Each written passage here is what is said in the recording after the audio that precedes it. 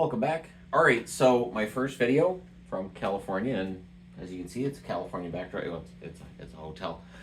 So the trip today was tiring because that's how trips are, but fun trip. I apparently missed a pretty good Super Bowl, unless you're a Chiefs fan. But yeah, apparently that was quite the game, and I was in the air at the time when parts of that were going on, and by the time I looked in on it, it was like, okay, so that's over, and that was a surprise. I like surprises. All right, so the first game we're going to talk about is Utah and Washington. So these were games that were played early today as well. Utah coming into this one looking to get closer to the playoff line. Washington looking to get themselves further into first place in the division. So in the first period, Josh Doan opens the scoring for Utah from McBain and Ingram at 110. So Connor Ingram with an assist. 32 seconds later, Utah scores again. Carcone from Gunther and DeSimone. So Dylan Gunther staying hot. Washington answers on the power play. Tom Wilson scores from Dubois and Strome at 3:47. However, Utah restores the 2-goal lead when McBain scores from Kesselring and Doan at 7:07. Washington gets that back. Again on the power play. They only had 2 of them today, but they made them count. They scored on both. P.L. Dubois from Wilson and Ovechkin at 12:38. So after the first period, it's 3-2 in favor of Utah. Kind of a crazy game thus far.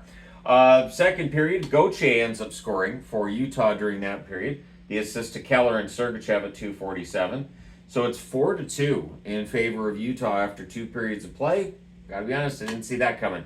I do wonder how many times the announcers though would have said, Four Nations is coming up. Maybe they're a little bit distracted because they're ready for their vacation. Third period, Strome would score for Washington from Ovechkin and McMichael at 4:49. And then at 18:29, so very late in the game, Washington ties it.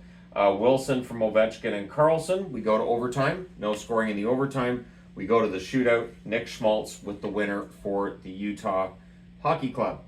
Shots on net, 15-9 Washington in the first, 11-10 Utah in the second, 15-7 Washington in the third. Washington had all 3 shots in overtime, could not get the winner. Final shots, 43-27 for Washington. Power plays, Utah scored on the only one they had. Washington scored on both of theirs. The hits were 13 apiece in this game. And Ingram saved 9 out of 11 before being replaced by Vejmelka, who saved 30 out of 32. Logan Thompson, 23 saves on 27 shots for him. And so Washington now sits 10 points ahead of Carolina in first place in the division. So pretty solidly ahead of Carolina for first place, while Utah pulls themselves within 6 points of second wildcard Vancouver. The other game for today, Tampa Bay in Montreal against the Habs. Tampa Bay has been a team on a bit of a roll, playing games against division rivals and doing pretty well. So in the first period, Tampa Bay opens the scoring. It's Nick Paul from Hagel at 6:56. And then they had another, Victor Hedman from Gonsalves and Cirelli at 10:28. I do think that Gonsalves has been improving as the season's gone along. I'm glad to see he's getting more ice time. And so Tampa Bay up 2-0 there. Montreal would answer on the power play. Brandon Gallagher from Newhook and Matheson at 18:53. So it's 2-1 for Tampa after 1. Second period, Point would score on the power play for Tampa. That was from Gensel and Hedman at 1:05. And then Zemgus Girgensons with what apparently is his first of the season. Long overdue. He's been working for it. The assist to Atkinson and Asimov at 6:43. Montreal would answer, so much the same as in the first period. Tampa Bay gets 2 goals and Montreal answers. Same in the second. This time it's Dvorak from Savard and Slavkovsky at 12:45. So after 2 periods of play, the score is 4-2 in favor of the Tampa Bay Lightning. In the third, Brandon Gallagher scores at 9:19 to get Montreal closer. However, with the goaltender pulled, Cirelli hits the empty net with what is, I believe, his 20th of the season. Gensel and Hagel with the assists at 19:44. And so it's a 5-3 win for the Tampa Bay Lightning. They go to 31-20-4. Tampa Bay, 10 days ago we were talking about maybe their playoff lives might be in jeopardy. Now they're 2 points behind Toronto for second place in the division. So pretty good recovery. Whereas the Montreal Canadiens, 25-26-5, they are 6 points back at Detroit. And reports are that because of the struggles they've been going through, that they're now in a full sell when it comes to the trade deadline. Shots on net, 13-6 Montreal in the first, 9-8 Montreal in the second, 13-7 Montreal in the third, Final shots 35-21 for the Habs. Power plays, Tampa Bay scored on the only one they had. Montreal went 1 for 2. So between the two games today, only one penalty kill succeeded out of 1, 3, 4, 6. The hits were 29-26 for Montreal. Vasilevsky, 32 saves on 35 shots. He reaches the 25 win mark again. Dobesh saved 5 out of 8, and then he gets relieved by Montembeault, who saved 11 out of 12. So there's your two games. That's it. Everybody's on the break now. The break is for most of the league, of course, whoever's not going to Four Nations. But now we go into the news portion of this video.